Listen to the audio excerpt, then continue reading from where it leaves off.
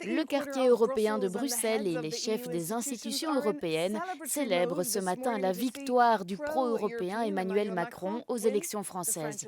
Les dirigeants de l'Union européenne se sont empressés de féliciter leur ami qu'ils connaissent bien et en qui ils ont confiance.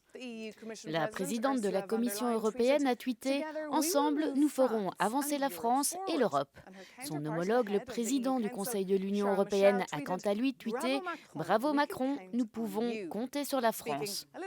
L'ancien président du Conseil de l'Union européenne, Donald Tusk, s'est exprimé un peu plus librement. Il a déclaré « Plus d'Europe, moins de Russie, vive la France ». L'ancien Premier ministre belge et député européen Guy Verhofstadt a déclaré « Union européenne, 2 points, populiste, 0 ». Un clin d'œil aux électeurs slovènes qui ce week-end également se sont rendus aux urnes et ont choisi un dirigeant libéral plutôt qu'un candidat populiste.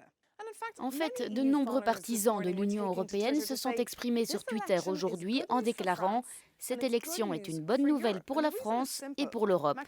La raison en est simple, Marine Le Pen, la rivale de Macron que l'on voit ici en couverture du Politico, n'a pas d'amis ou d'alliés ici à Bruxelles dans la sphère politique européenne, à part les députés européens de son parti d'extrême droite, ID.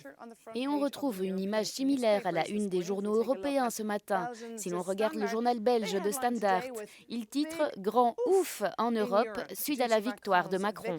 Dans la Repubblica d'Italie, avec Macron, l'Europe gagne. Le journal espagnol El País affiche en première page « Macron bat Le Pen dans une France fracturée ». Et ce dernier point, en fait, malgré le soulagement initial, est celui que la majorité des journaux soulignent.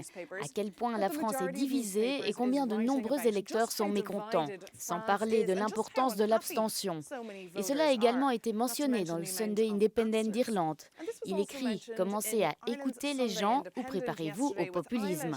Pas seulement en France, mais partout, disant qu'il ne sert à rien de dire aux gens que l'Union européenne est en bonne forme pour faire face à une crise économique, si les gens qui luttent ne le ressentent pas dans leur vie quotidienne. Il rappelle que tout ne va pas pour le mieux en Europe et que les politiciens doivent répondre aux préoccupations des citoyens, notamment à la hausse du coût de la vie.